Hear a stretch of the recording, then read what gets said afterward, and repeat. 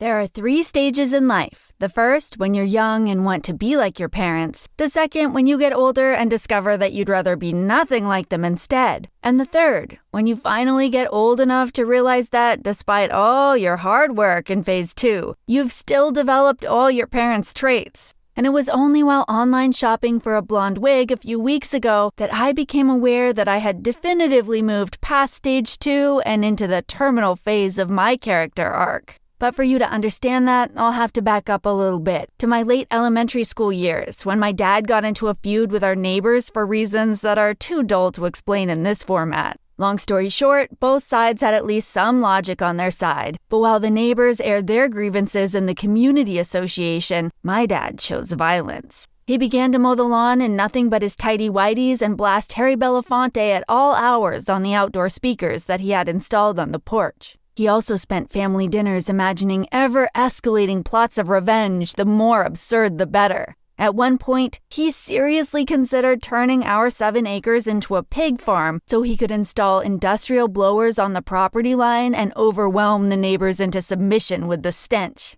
Of course, while his fantasies were entertaining, I always considered myself above such petty acts. Until our over-the-fence neighbors rudely asked me to turn down my already quiet music the one and only time I've used our backyard in 17 months. It didn't take me long to develop my own revenge plot. First, I would wait for them to go on vacation. Then I would sneak into their yard wearing a blonde wig to mimic the look of the wife.